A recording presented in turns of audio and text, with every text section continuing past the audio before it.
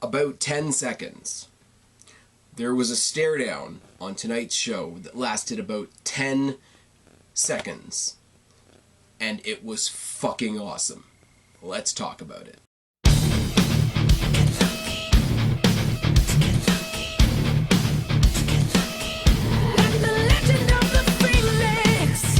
What's going on, everybody? It's your buddy, it's Pals Phoenix, the YWC Reality Check, here with your August 28th, 2019 NXT review.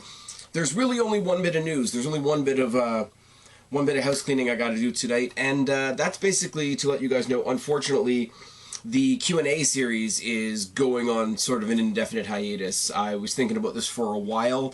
My hand was kind of forced. My decision was kind of made when YouTube locked me out of my account for a couple of days. I don't know why. I didn't get any notification, and now I'm back in it, and I don't know why either. But what happened, among other things, was I lost a couple of the ratings and a couple of the comments on some of my videos, including the last Q&A, which is kind of unfortunate. I do know that Zohan was in there with a bunch of stuff, so I am sorry to you, Zohan. I do know that Charza was in there with a bunch of questions, and I think they were all NWA themed, and while I'm sorry for that as well, I don't think I would have been able to answer literally any of them because my knowledge of the NWA could probably fit in this hat. So yeah, and just in general, the Q&A thing, you guys know that have been paying attention for a long time.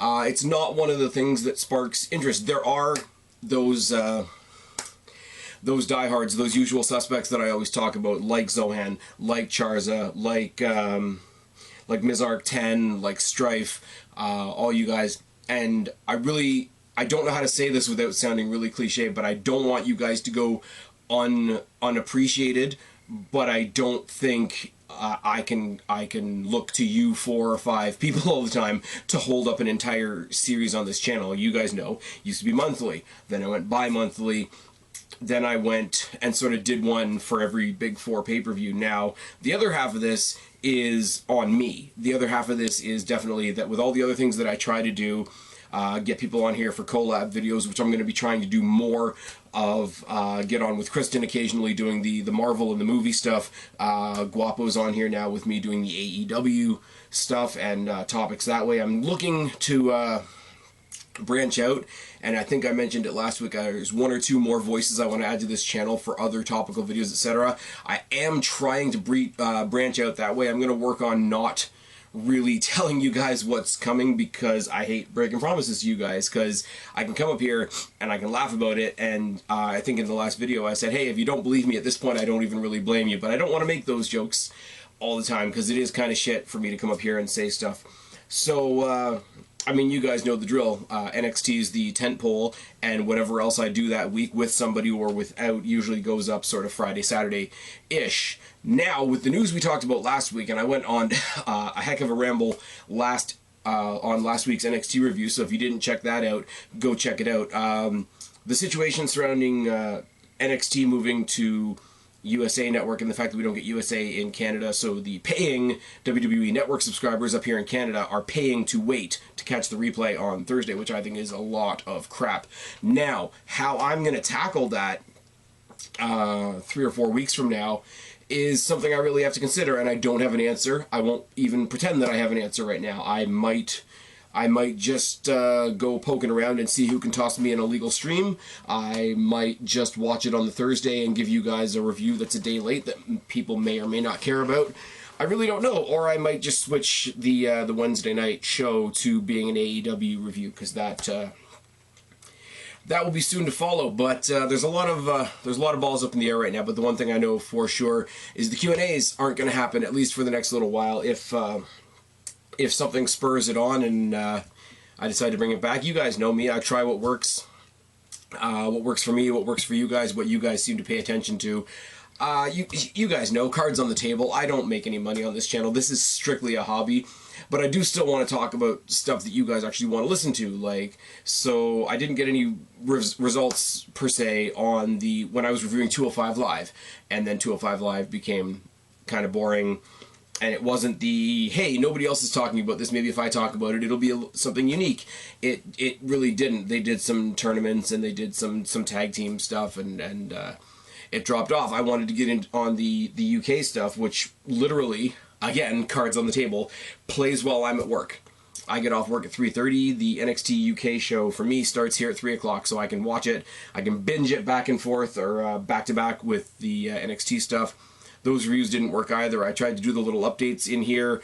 It's a scheduling thing, and I would much rather reach out to awesome people like Kristen Guapo, and as I say, one or two other voices that I'm trying to get on here, and have some fun conversational stuff than try to cram more content. I come up here and I keep reviewing NXT because NXT, out of everything WWE does, UK is great. 205 Live is sort of underappreciated, but at the same time I don't watch it that much. Raw and SmackDown are trash. AEW, we'll see how that goes, but NXT is the one thing that's sort of really, really steady. NXT is, at the end of the day, it's the one thing I want to talk about, so it's the one thing that I talk about. It's the one thing that makes me actually pick up a pen and a pad and write a bunch of shitty notes that I can't read, and I'm pretty sure everybody else couldn't read either. So that's what I do. Stuff comes, stuff goes. If the Mae Young Classic comes back, I'll do that. If they do another Cruiserweight Classic, I will do that for the period of time that it's happening. I did have a brief thought of if they treated the King of the Ring more seriously, I would cover just that as opposed to talking about Raw or SmackDown in general. That didn't happen because the King of the Ring's a joke. Oh yes. Let's talk about this week, and that's enough. I started off this video by saying I have one little bit of house cleaning, and I've been talking about it for 6 minutes. Why do you guys watch my videos? Io Shirai versus Cammy Fields, and no word of a lie, on my notes, as soon as they said Cammy Fields, I wrote, who? With a big question mark, and then Beth Phoenix proceeded to tell us that she's been, training since 2013, I think. She was trained by Gangrel and Rikishi, which is nice. She got no offense in on this match whatsoever. The running drop kick, the elbow shots by Shirai, corner elbow drop and a knee lift to the torso, uppercuts by Shirai, double knees in the corner, moonsault, and then she does that mean evil heel thing of like pinning her and then pulling her up just to beat her up some more. She locks her in, and they said the name of the move a bunch of times. It's in Japanese. I'm not going to try and pronounce it because I will butcher it. So I've just got it written down as the crazy-ass roll-up submission. Shirai gets the win. She has second thoughts as she's leaving the ring. She goes up the ramp. She comes back to the ring to reach under the ring and get a kendo stick. She's about to do a little bit of a post-match beatdown when Candice LeRae gets the stick, chases her off, etc. I love Candice LeRae. You guys know I'm a huge fan of Johnny Gargano. Wonder what they're going to do with him. We're going to talk about that in a second. I do like Candice LeRae more and more the farther they pull her away from Johnny Gargano. That is a thing to be said, and this is a rivalry that could go on to another takeover and still not involve the Women's Championship, and I'd be perfectly okay with that. They did a highlights package. There was a lot of highlights packages tonight, I'm not going to lie. They did a highlights package for Kushida, all the people that have come from... Apollo came from SmackDown, and somebody came from, I think it was Cassius Ohno, came from NXT UK because he's so British. Drew Gulak came from 205 Live, and they're really sort of building this fabricated story of people are coming from all over the WWE to face Kushida, which is awesome. I love the little bit that I've seen of him. I love the Back to the Future gimmick. I think it's just campy enough to work. It's really good. Keith Lee versus Dominik Dijakovic, who's just coming back from knee surgery. And I will say, there's a lot of stuff in this match that I like, that I'm going to talk about in a minute. These two guys, as a rivalry, I don't care. I know they're both great. Keith Lee, specifically, is an entertaining dude. He's an athletic dude, and we're going to talk about some of the insane shit he did in a second. And Dijakovic is a little... I don't know. He's a little too much like Shane Thorne in his... presentation and in his body type, ring style, etc. Now he brings the intensity more than Shane Thorne does, so I'll give him that much. But I really, it's like I said about the Forgotten Sons for a long time. I recognize that the guy's a hell of an athlete and he's trying, and they've done a bunch of different things with him. I need them to give me a reason to care. Keith Lee, entertaining dude, he's got charisma for days, and he's a phenomenon in the ring. And in a way, he's got the charisma to go with the athleticism in a way that's enough. Dijak doesn't quite have that. And by putting them in the ring together, you really do see the one that has it and the one that doesn't. Now, that's just my opinion. That is just my opinion. There's other people out there that are really high on Dijak, and I don't want to piss on your parade. But it's every time I see this on paper, I'm like, I don't care. It's going to be great. It's very much hand in hand with how I've always spoken to you guys about Bianca Belair. Hate the gimmick, hate the character, hate the promos, hate the stupid hair thing, but I acknowledge that she's an amazing athlete. And I really wish they would get rid of the other fluff that's in the way in my case and let me enjoy her as an athlete. It's sort of the same thing with Dijak. I hope that makes sense. Collar and elbow tie and they trade some punches. The beginning of this match is a very Big Show Mark Henry-ish pace. Just big bombs, big body shots, big punches. And I don't mean that in an insulting way. Mark Henry and the Big Show, for the size that they are and the athleticism that they had in their time of feuding, every time WWE wanted a King Kong versus Godzilla thing to fill out the card, they did what they needed to do. That was what happened here too.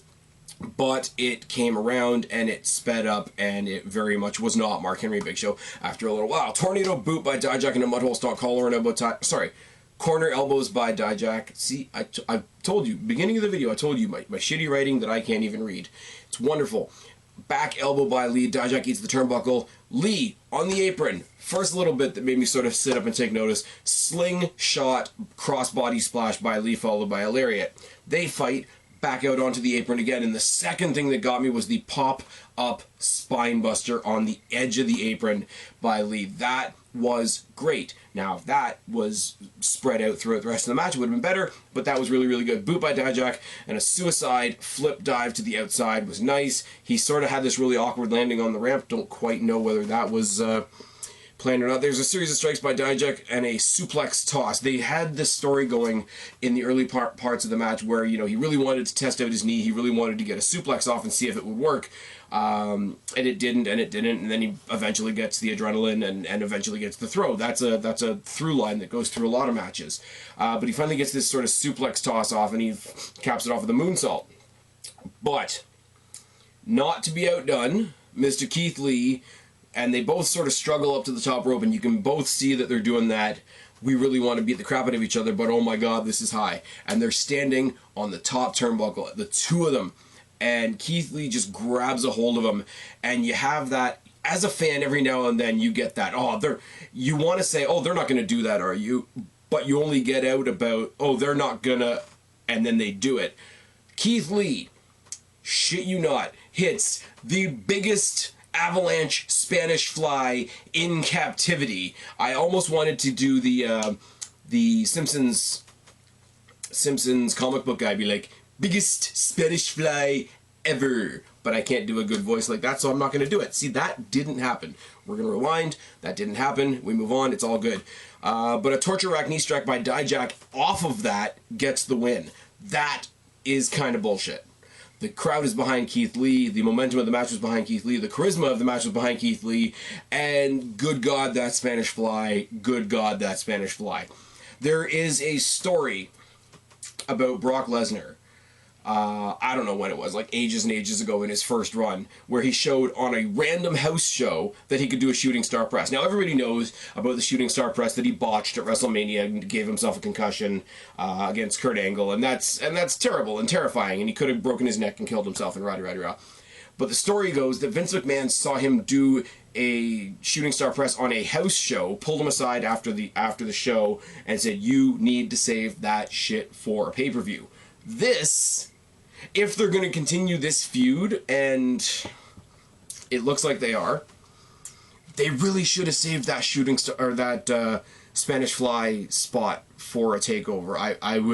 I would accept this match, even though I don't care about the feud itself. I would accept this match on a takeover as that quote-unquote fifth match if the payoff was the match ending with that Spanish fly. But it wasn't. I found it really, really weird that somebody taking that Spanish fly could immediately get up. Not only get up, but have the strength to lift the much bigger Keith Lee up for that torture rack knee strike thing. I think he calls it the Feast Your Eyes, which is really lame, so I'm not going to call it that. We get a video package by Gargano and all the things that he's done and all how the crowd loves him and his history and rah-de-rah-de-rah and what is the future for Johnny Gargano. And I'm torn once again because it is all good. it's all really good, feel-good stuff, and we all love Johnny Gargano, but NXT is almost overindulgent in this point in their video packages. WWE has a great production department. They know they can put these things together on a dime. The greatest and also the most morbid example is when somebody passes away. If somebody passes away over the course of the weekend, there is a video package ready for Monday Night Raw. These guys are insane. I can't imagine the work that goes into putting some of this stuff together. But what it means is, especially with a pre-taped show like NXT, there's a lot of video packages, especially if you watch the episode of NXT either immediately before or immediately after a takeover. There's a lot of video packages. So yeah, they're good, but 90% of this video package I've seen before. And then they go back to the commentators and, oh, we don't know after a takeover what's next for Johnny Gargano. And I really hope that doesn't mean that he's coming up to the main roster, because that means they're probably going to put him on 205 Live, as everybody keeps joking about, which is weird. But as they're saying, what is the future for Johnny Gargano, Shane Thorne comes out doing his very best Dolph Ziggler impression. What about me? It should be me. Nobody's talking about me, etc., etc., etc. I still think they're missing the switch, not calling him the mighty Shane Thorne, just off of the whole tag team thing. But that's just me.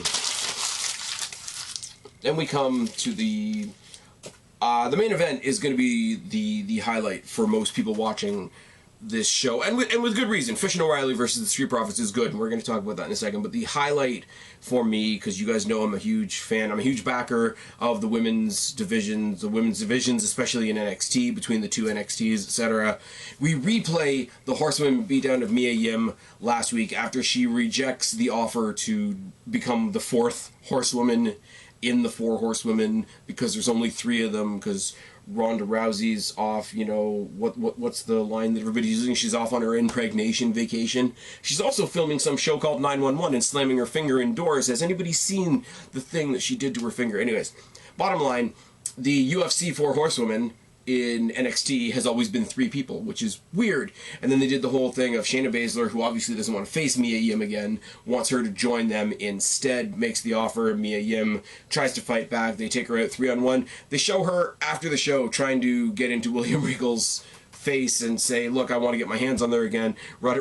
William Regal, the most logical authority figure in the history of WWE, says, you already had your shot at Shayna Baszler and you attacked the other 2. What did you think was going to happen? I fucking love Regal for shit like that. But after the video package, after the, you know, what you missed last week type backstage thing, they cut to the ring, or they cut to the arena rather, and the Horsewomen music starts, and Baszler wants to come out, and Shafir and Duke, they all come to the ring. They've got better graphics now. I don't even remember if they were like this at TakeOver, because I was there and I was, you know, paying attention in the match. But the black and gold Titantron imagery, the submission magician imagery she's got on her thing now, it's a nice little touch. And you figure she's just going to come out and cut another, you know, cookie cutter promo. Hey, I beat my next challenger. I'm taking down everybody. But she doesn't even get a word out. It's the prototypical raise the microphone to the mouth. And it made me think of, do you remember the segment on Raw where everybody was hyped because Undertaker was coming back? Nobody knew Triple H was coming back. Undertaker made his big grandiose entrance, and the lights finally came up after 5 minutes of an old man walking. And when he's about to say something, he's cut off by Triple H's music, and they just have the stare down, and that's all you needed to get to WrestleMania. Now, I'm not saying that this is Undertaker Triple H level, but it made me think of that with the cutoff, because the cutoff, and I love this, and if you saw me, sorry guys, itchy nose, you know how it goes. The cutoff, if you've seen me review anything of the last season of the Mae Young Classic or NXT UK, you know I fucking love Rhea Ripley, because she's got star written across her fucking forehead. And she comes out, the first line of her entrance is just the woman screaming, "This is my brutality," and that cuts off anything that Shayna Baszler was about to say. She comes down to the ring and there's a stare down, and the 2 girls beside Baszler, they want to take her out for being disrespectful and, you know, cutting off their time, or Baszler has this weird look on her face, like she holds her you know, compatriots back, and she's, you know, don't do it. She's almost like weirdly curious, weirdly amused by the introduction, but she looks intrigued is the word, I think. And they have this amazing, and I'm using a lot of hyperbole here, they have this amazing electric sort of stare down. And then once again, she goes to raise the microphone to her mouth, and Ripley, like, she doesn't take the mic, she actually snatches the mic, and doesn't say very much. She just says, I know what you're going to say. You're going to say that you've beat everybody here, but you haven't beat me, bitch. And they have another stare down, and the crowd goes nuts, and I, in this room, by myself, because I'm a fucking mark, lose my shit. If that is the next, I know it's not the next TakeOver, I'm just saying, but if that was the next TakeOver match, that is fucking amazing. The only thing coming out of the UK, the only thing that would be better than that would be Toni Storm showing up on Raw, kicking the shit out of Sasha Banks, taking her place at the next pay-per-view, and we get Becky Lynch versus Toni Storm. But we're not going to have that because it's modern day wrestling in 2019 and the crowds are the way they are, and we can't have nice things. But we can have Shayna Baszler versus RHEA fucking Ripley, and that makes me very, very happy. Then we transition awkwardly from that to a video package on Pete Dunne. Again, I go back to what I said about the Gargano video package. It's all stuff that we've seen. It's all stuff that we've seen, and he's sort of voicing it over. He just wants to make everybody know that he's not done with NXT UK. Got a lot of unfinished business there, but I go where I want to, and I got cheated out of the North American Championship and rah-de-rah-de-rah. Basically, I don't belong to a brand. I'm going to go where the fuck I want. I'm a badass babyface. I'm a British Stone Cold Steve Austin. We get a bunch of announcements. We're going to get Dream defending, or I don't think he's defending his title, but we've got Velveteen Dream versus Kona Reeves next week. We've got Jordan Miles cashing in that clipboard, I guess, against Adam Cole for the NXT Championship. I can't believe that's a thing. And then we go on to our main event. It was Fish and O'Reilly versus the Street Profits. Now, the Street Profits have been doing their Waldorf and Stadler thing on Raw, just being sort of hype men for the show. And if you listen to What Culture at all, like I do, they did a little news brief today why the Street Profits haven't actually wrestled on Raw yet. And apparently, they're not going to let them wrestle on Raw until they believe they're over. That won't sink in for a second. Anyways, Fish and Ford start the match as a single leg by Fish, and he works the arm. A side headlock by Fish and some knee strikes. A side headlock by O'Reilly and a double leg takedown. Front slam by Dawkins. High angle slam by Dawkins. Drop kicks by Ford. A double team moonsault. An armbar by Ford. An Irish whip and enziguri and a running boot. Cheap shot by O'Reilly on the outside. Body blows and high knees. Dragon screw in the ropes by O'Reilly, followed by a shin breaker, followed by an STF by O'Reilly, followed by a knee jam. We're working the legs, if you can't tell. Body blows by Fish and a right hands by Ford. Trade punches with Fish. Hot tag to Dawkins, who clotheslines every fucking body. Exploder, sky high, spear by Dawkins. He's a house of fire.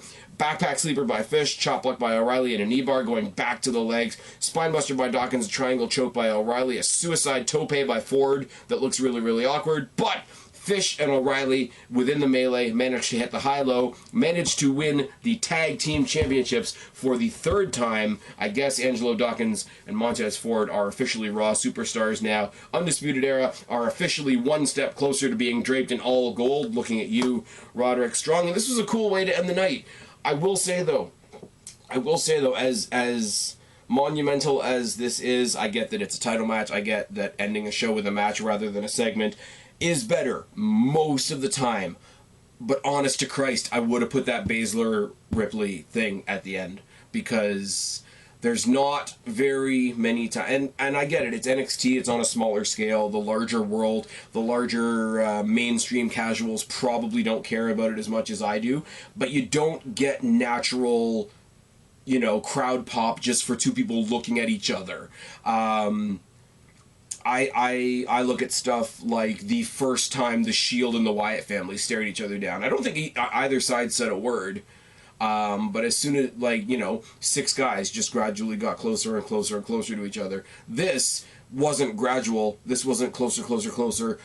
This wasn't slow or building or swelling. This was, yeah, I know you're the champion. I know you think you're hot shit, but you haven't fucked with me yet. From Rhea Ripley. It's fucking great. Rhea Ripley could walk, if the main roster was good, Baszler and Ripley could walk onto the main roster tomorrow and not be a hair out of place. The way it stands right now, I don't want them anywhere near the main roster because they're probably going to have to job to Sasha Banks for reasons. But this was a really cool episode of NXT, and Ripley Baszler just put that shit in my veins. I've been Spaz, your YWC Reality Check. Subscribe up there, talk down there, start a conversation, keep all these conversations going. Don't be a stranger. I will talk to each and every last one of you later.